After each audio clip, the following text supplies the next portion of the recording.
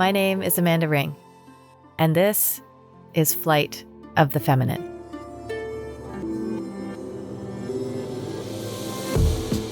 Here on Flight of the Feminine, I'm inviting you to explore and reclaim all things feminine, the divine and the dark. To awaken your womb and heart consciousness, I'm inviting you to open to the realms of energy and spirit, to evoke empowerment and create sovereignty as a sacred soul each one of you are on this journey through life.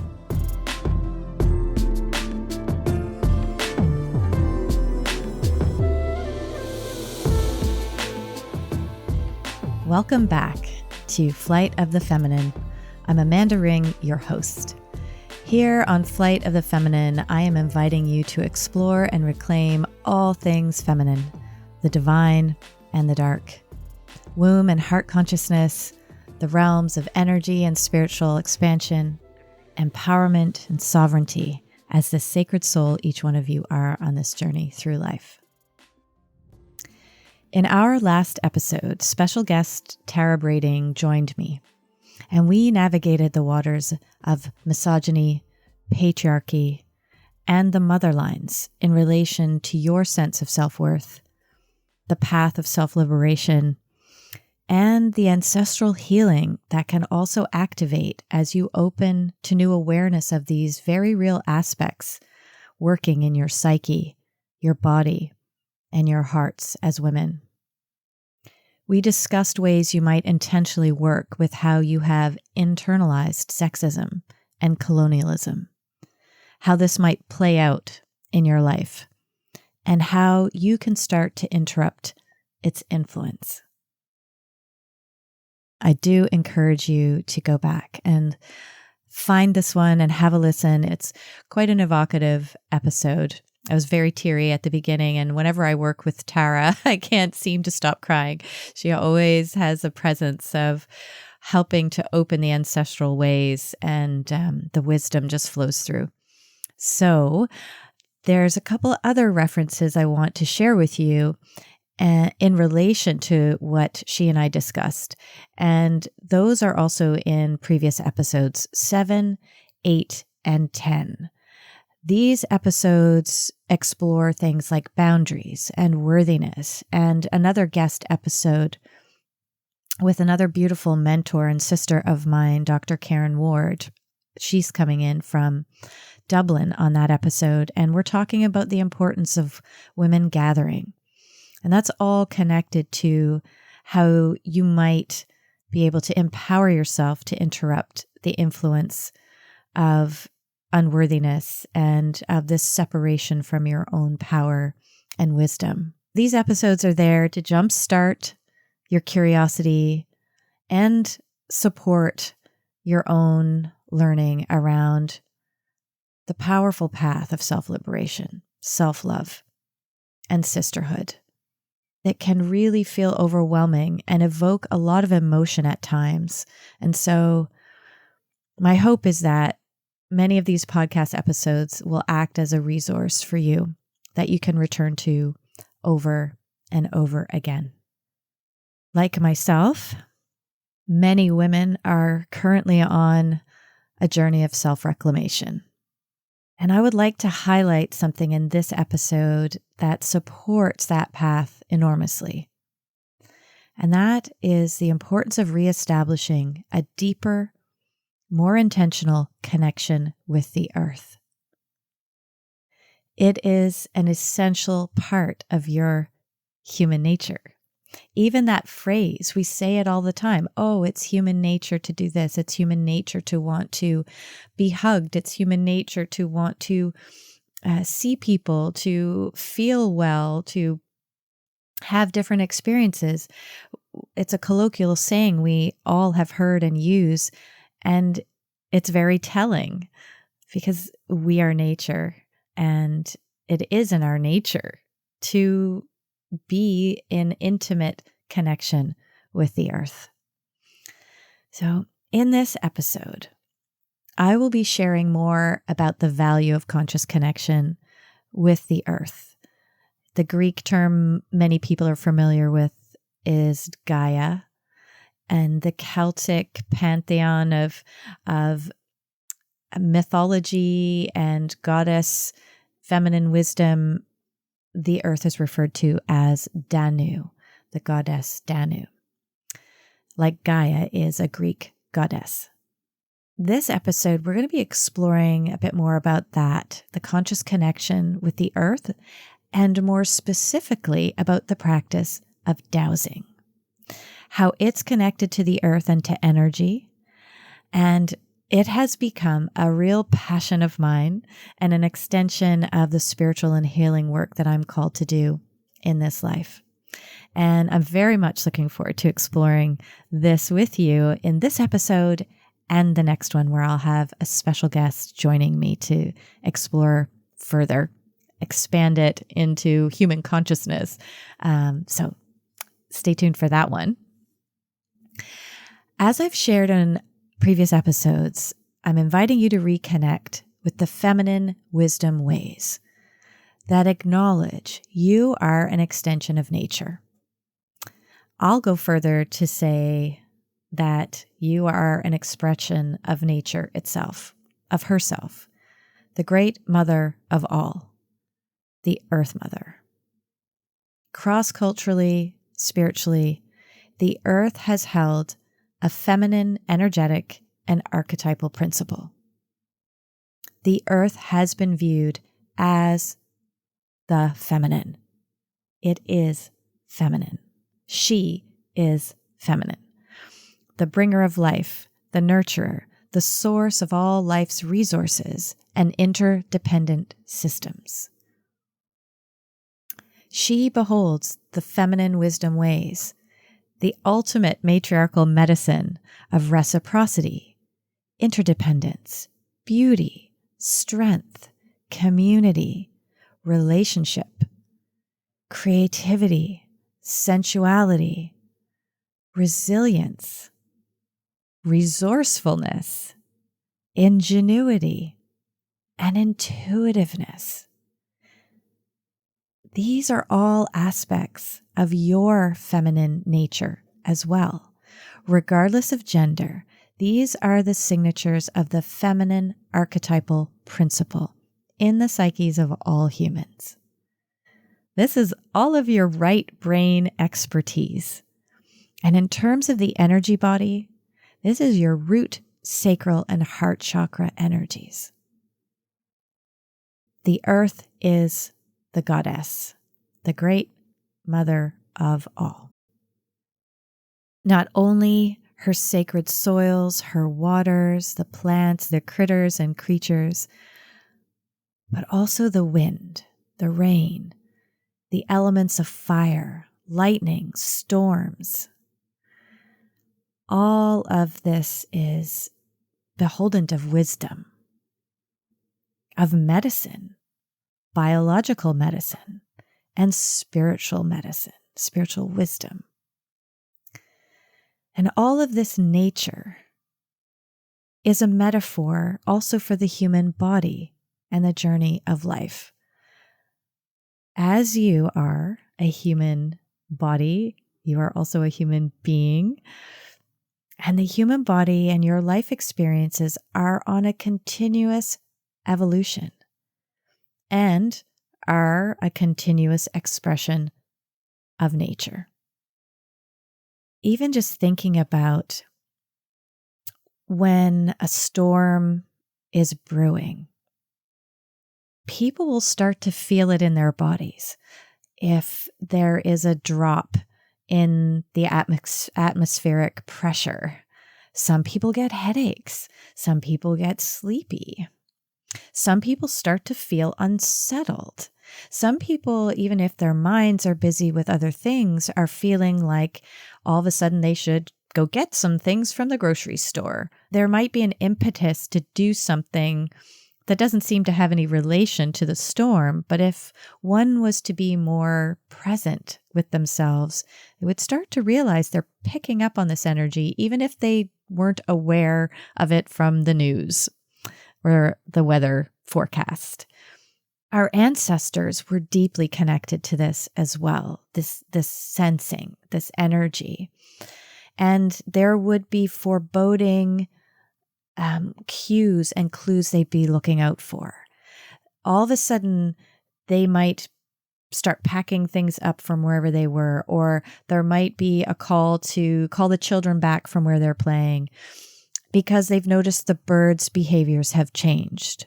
They've moved location, or their behavior is erratic, or there is a density in the air. And that was all felt, all sensed, all through their feminine principle, sensed through the body. Our personal earth is our body. So it was felt and sensed through that physiological experience. And yet it was deeply tapped into a knowing, a higher appreciation that the logical mind doesn't make sense of, can't really make sense of. And as I work with women and as I've journeyed along my own path of self-awareness, self-love, self-reclamation, I've really nurtured a very intentional and conscious connection with the earth and with all of nature. And it has become an ultimate resource for me. And I've talked about it in other episodes about how, we just feel better when we step out into nature in many places. And it's got the highest frequency that can bring our systems back into balance, especially the nervous system. This episode is about inviting that reconnection and weaving in this really interesting, fascinating, and ancient practice of dowsing, which I'm going to come to in a few moments. The communion with the natural world is in all of your psyches, in your sensory systems, and a deep remembrance is there from your ancestral lineages, the lineage of blood and the lineage of your soul. The earth has many microsystems, biosystems living within her, upon her, and around her, just like us. And also like us, she has many energetic signatures and expressions of electromagnetic features and vibrational frequencies that can be sensed, felt, detected, and communicated with. And this is where dowsing comes in. So more on that in a little bit. You are a human being with an electromagnetic field. Talked about this in a previous episode called Light Being. You are emitting, receiving, and responding to frequency all of the time. We all are. And the Earth Mother is too. She has a very complex and fascinating set of electromagnetic fields and vibrational frequencies that are creating this dance all the time in the invisible realms to our naked eye, but it's happening and you will feel it. For the earth, these are expressed in grid patterns and as currents, as energy lines, portals, or vortices, and also as crystalline collections of patterns, which is more vibrational than electromagnetic. The earth itself has chakras, vortices, releasing points, and aspects where energy is being brought in from the earth plane and from galactic and cosmic sources, the sun, the moon. And think about solar storms and solar winds when the sun has an ejection that once it finally hits and moves through the veils of the earth, it's impacting us because it's frequency and it's energy. Also just happens to be today that I'm recording this episode on a full moon. We know, and so does every fisherman on the planet, knows that when there's a full moon, the tides will be the highest. The rivers and streams will be abundant. there is a swelling on the planet of all the waterways. And if you pay close enough attention to your own body, and particularly where women's bodies function a little differently with the hormonal system and the womb, many people, many women will retain fluid during the full moons. And this is also energetic.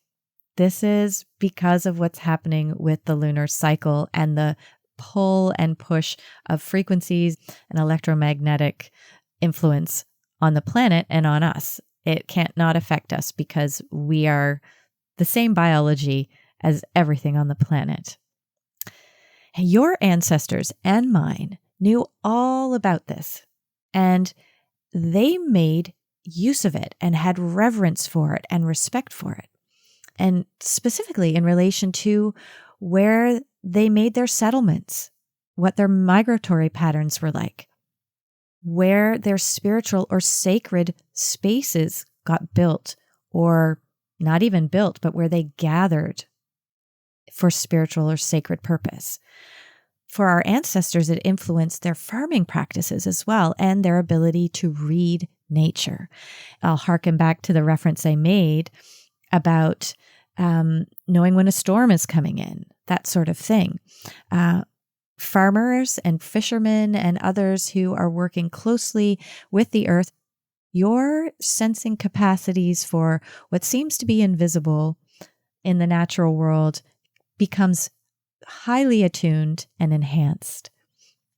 And this is what dowsing helps you do as well. It is a way to develop your intuitive and sensing abilities.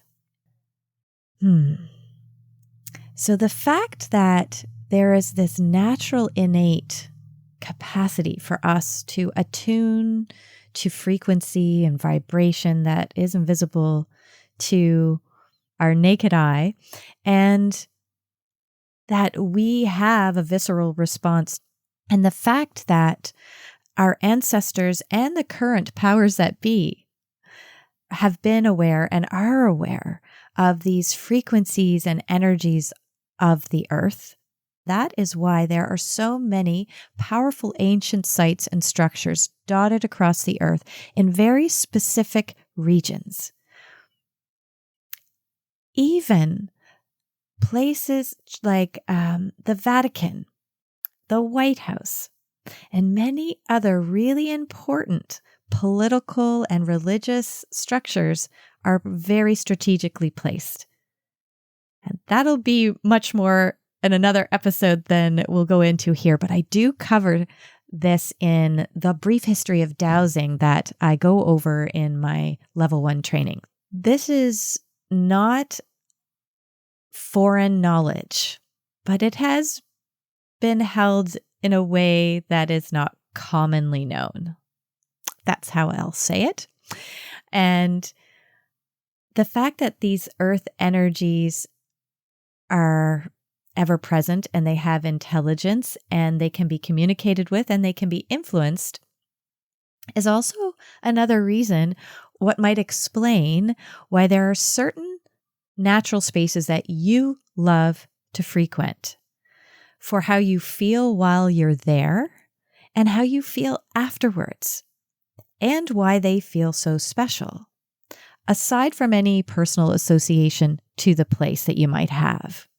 So from a shamanic and animistic perspective, which I'm aligned with, all plants, trees, rocks, every aspect of the natural world has both a biointelligence. So a plant has its biological constituents that can be used medicinally. But from a shamanistic and animistic perspective, everything has a spiritual intelligence as well. The earth energies and frequencies are merging with and influencing the nature spaces you are in, as well as whatever trees and plants and animals and rivers and mountain ranges might be there. There is inherent intelligence in these frequencies and the energies, just like there is in your body and your light being. I would like to just now mention that I do currently offer an in-person level 1 dowsing training, which is an introduction to dowsing, which I'm going to give you a definition for more broadly in a moment. It also includes a general history, more of my own personal stories, and the core skill development for you to begin to work with not only your own energy field, but that of the world of energy around you. So for those of you who aren't local, I have 2 invitations for you. One is to keep an eye out for the online guided self-paced course that I'm creating for you. So I'm already in the process of creating that version. I have all the videos and the audios and the manual and everything. It's just getting it all put together. So that is coming. It's a work in progress. That'll be an option for you once you finish this episode. And if it's intriguing to you and you're curious about it, that online option will be available within a few months. I'm also going to throw out there, if you are interested in having a group training, I love to travel and I would be more than happy to bring the training to wherever you are. So you can always reach out to me by email, send me a note and let me know, and we'll chat. So stay tuned for all of that. So many people love dowsing because it is fascinating, it's fun, and it really will blow your mind to have direct experience of energy. And you have to stay out of your logical mind. It's a great way to work with your intuition and use your logical mind as a vehicle. The whole realm of dowsing and earth energies is like I could do a whole series of podcasts on this. And so if you're intrigued and want to know more by the end of this, let me know that as well in the show comments and send me an email and say, yes, Amanda, I want to know more. All right. I've mentioned it how many times already. It's time to give you a proper definition. So like, what the hell is dowsing? And I kind of forget sometimes that people don't know what I'm talking about because it's so much a part of my everyday life. And when I started to discover more about it through my personal reinvention of becoming more of a healer and a coach along with being a therapist, I was like, how do people not know about this? Like, how do people not know about dowsing? And once I started looking into the history of it and doing the research around it and how it's even utilized now, it became very apparent why we don't commonly know about it, because the powers that be would prefer us not to. It really lends to more sovereignty, more self-reliance, because of how you, like every other single human on the planet, have the capacity, just as much as I do, to learn how to use dowsing. So, simply put, dowsing, which is spelled D-O-W-S-I-N-G, is a method of looking for and detecting things you cannot seem to connect with through your ordinary human senses. It is both a method, a skill, and something you practice to detect invisible energy, to detect frequency, to detect actual material objects that you cannot see, and or targets that may or may not be an object. And I don't mean targets in the military sense, but something you're trying to locate that you have set an intention to find. The reason we would use dowsing is to gain information and or possibly influence the state of energy. Usually you use a dowsing tool of some kind, and I'm going to give you a list of those. Using a pendulum as a form of dowsing. Using copper rods that are shaped in an L that you hold with your hands, 1 or 2 of them. Those are called dowsing rods. There are things called dowsing bobbers, which have a bouncing component to them. There's also something called a Y rod because it's shaped like a Y, often made from wood.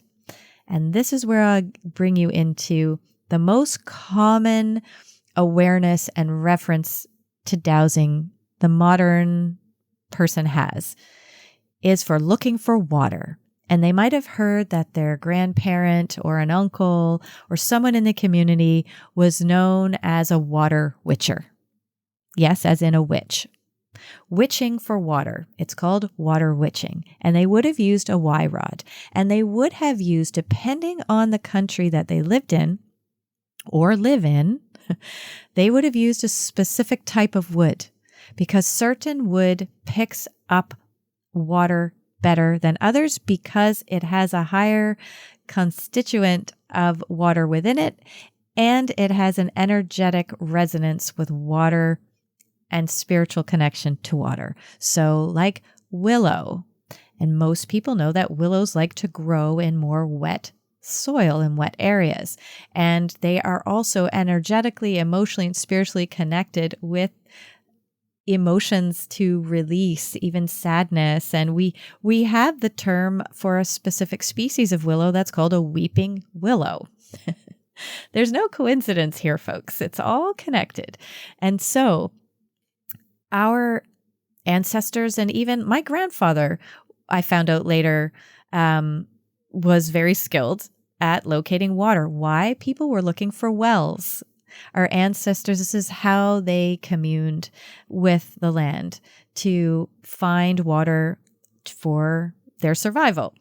Now, I even know locally, one of the local plumbing companies that when I first moved to this home almost a decade ago, I had them coming for some, standard plumbing things.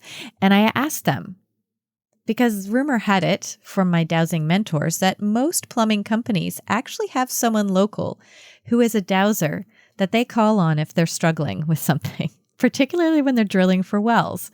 And I was like, I'm going to ask them. So I did. And they were like, oh yeah, so-and-so down in such and such county. He's our go-to, but he's in his 80s now, so we don't call him unless we absolutely have to. And I thought that was pretty fascinating. Something else that happened with them, and I'm digressing a little bit. I'll come back to the defining information for you. A couple of years ago, the first time I had water in my basement, and I had to have a sump pump put in the old well that already existed there. But the previous owners of my house had put spray foam on the walls of the basement. I live in an about 150-odd-year-old farmhouse. That's been renovated, except the basement. It still gets relatively wet, but it does have a cement floor, and they've sprayed in the insulation, which was wonderful because it needed it, but they covered over the windows from the inside that would have been in the foundation around the base of the house. So you could see the windows from the outside, but you couldn't see them from the inside. And just the location of where my old well was, where they were putting the sump pump, which helps to take excess water out of the basement or the area that it is pooling in, where it shouldn't be. It needed to have a pipe run from the sump pump out a window or a door. And my door was simply too far away. We didn't have enough piping, and it wasn't a long-term solution. So we had to find the window, and the plumbers were nervous about drilling holes in random places through this insulation and destroying it and possibly hitting wires or something. So I said, well, hang on a minute. I'm going to get my dowsing rods. I said, I bet I can find the window. And they gave me the head tilt and oh yeah, kind of look. And I was like, yeah, let's do it just for shits and giggles. Let's just try it. It's my house. So if I decide to tell you to do something, I'll take responsibility for that. Sure enough, within minutes, I had found the location of what I completely trusted and truly believed was the location of the window from the inside. I've been dowsing a lot with my rod, so I have a really good relationship with them, and I have a confidence in using them. So I was like, yep, it's right here. So they said, are you sure? And I'm like, yep, go ahead. And so one of the guys went outside and was standing by the window, and the other was inside drilling through. And we'd already taken the window pane off from the outside, and sure enough, came right through the center of the window. And it was so validating. This is a great example of showing how I was looking for something I couldn't see, and they couldn't see either. But I got my signals from the rods. X marks the spot of where that window was. So that's a very practical example of how dowsing can be used very functionally, and it can also be used very spiritually. So the Y rod, back to that, is an older way that more traditional water finders or water witchers would have searched for water. Now, it's not quite that simple. You have to make sure it's potable water, and people who do work with dowsing looking for well waters, there's a whole series of questions you need to ask, and it's not just, oh, we found water. Is it drinkable? How deep is the well? How replenishable is it? There's so many, what constituents of minerals are in the water, like all that sort of thing. And you can dowse for all of those things. It's fascinating. So there's different tools that you can use, but your body is also a tool. That's why I call my course Divine Dowsing, Tuning Your Instrument, because ultimately, as humans typically do, we can become dependent on our tools. So we don't trust ourselves without using the rods or using the Y stick or using a bobber. But ultimately, that is just a tool that is like an antenna of yourself that's gaining this information through energy, and your body is translating it to you in a cognitive way, so you have information. Ultimately, yourself, your body is a dowsing tool. So I teach dowsing with these, external material tools, and also body dowsing. This is ever present already in our society. And you might say, where? I've never seen it or heard of it. Maybe some of you have. And I'm sure some of you who are listening have been in my training. So hi to you and prospective people who might join. It's so fun. But how you might see it already in regular society as well is a lot of naturopathic doctors do manual muscle testing. Same as Ayurvedic doctors and Chinese doctors, they might do what's called either bioenergetic testing or manual muscle testing. It's very popular for testing allergies, for food allergies and things like that. It's also called applied kinesiology. All of those terms are just other names for body-based dowsing, where your body is the tool. In the training, I talk more about this, of course, in much more detail, but dowsing is a binary system of gathering that information. So you start to figure out what codes you need and are unique to you to get the information that you're looking for. So I mentioned also that a lot of people who do healing work or interested in crystals and energy, they might use a pendulum. Well, a pendulum is a dowsing tool. It is another way to work with energy, to get yes/no answers from questions that you are asking. I want to share something because, if you've listened to other episodes, that I love sort of the etymology of words, the root of words. And in this particular training that I offer, I teach with the dowsing rods, and everybody gets a set of travel-sized rods. And they're typically copper because copper is a better conduit for energy. The term dowsing rod actually has its root in the Cornish language, which originates in the UK. The word dowsing is actually spelt in the Cornish way, D-E-W-S-Y, dewsy, which translates to mean goddess. And rod is spelt R-H-O-D, and its translation is tree branch. So a dowsing rod is a goddess tree branch. So it brings me back to this innate connection with the earth and energy being the goddess, and how nature is this gateway of connecting with all this other spiritual information and, of course, biological information that also has a frequency and energetic resonance. Now, there's been lots and lots and lots of research on dowsing and how it works, and they still can't explain actually how it works.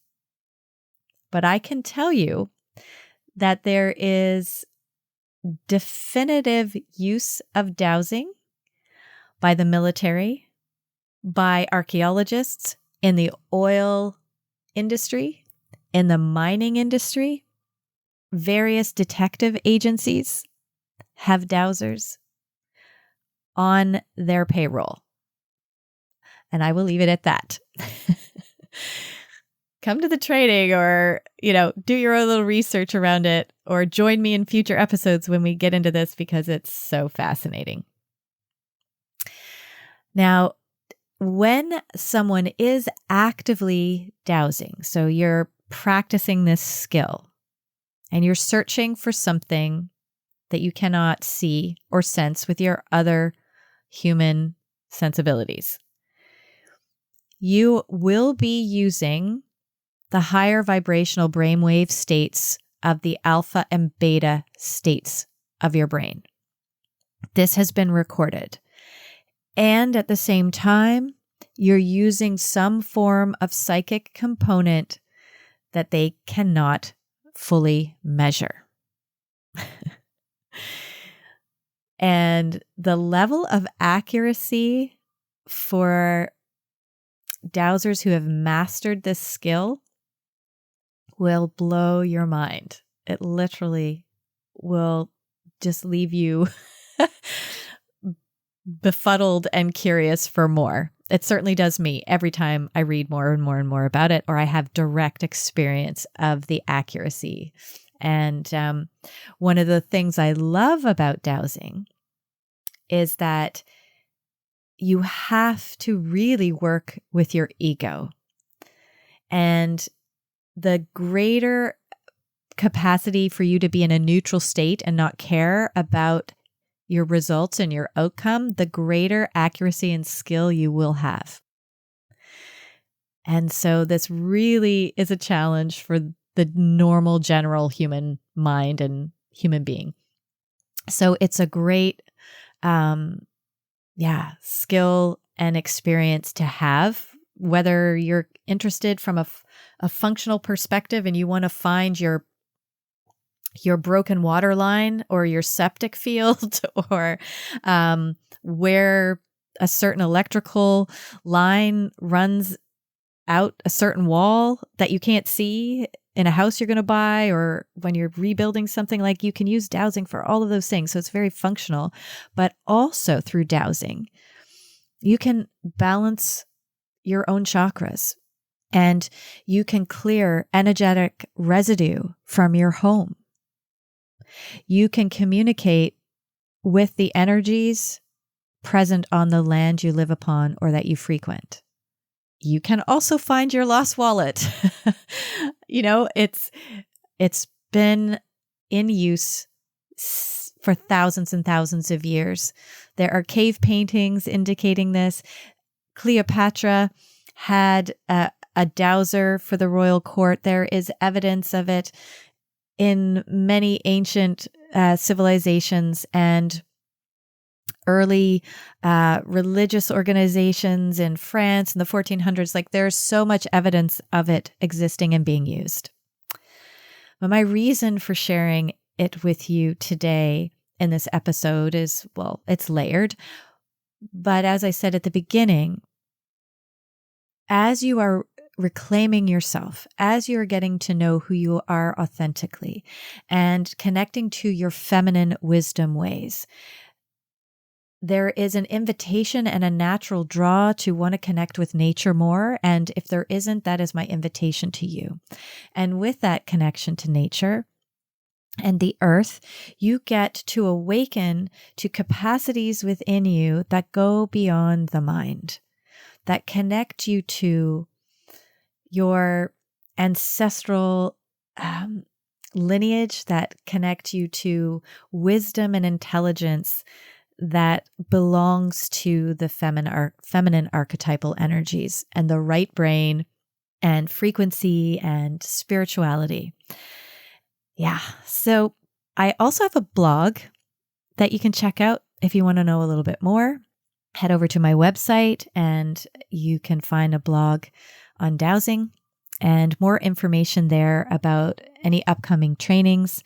Possibly join me for something in person or invite me to you, and I can bring the training to your community. And also keep an eye out for online versions that are coming up. So that's all I have to share with you on this really fascinating topic. I hope you've enjoyed it. I hope that you're like, oh my gosh, I can't wait to learn more about this, because it is truly something that has opened my life in a really rewarding way and has deepened my connection to my spirituality, to my sense of sovereignty. And I love that it is also communal and that we can support one another through this. You can support family members. You can support your children. You can balance their energy field if they're having a rough patch and not sleeping or really emotional, and they can actually see the rod moving, and they can then believe that, wow, my feelings and my emotions and my thoughts actually do have an impact. So it's something I hope has really opened your heart and your curiosity. We're not done though. There's another episode coming where we will be exploring dowsing more. In the next episode, I will be joined by a world-renowned geobiologist and dowser from the UK by the name of Rory Duff, where he and I will take the conversation further into dowsing details and earth energies, and how he has actually been discovering major changes in Gaia's earth energies and how this is actually impacting changes in human consciousness.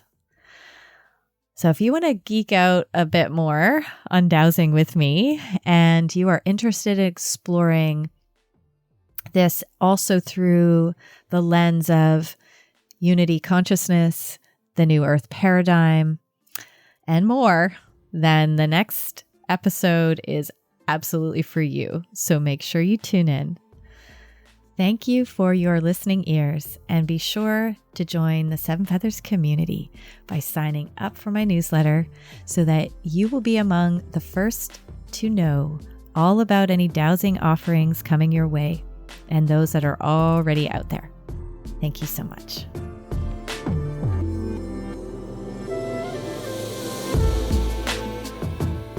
It's time, my sisters, to elevate your mind, expand your feminine heart, explore your inner wisdom. Let's soar together. Sending you all big, big love.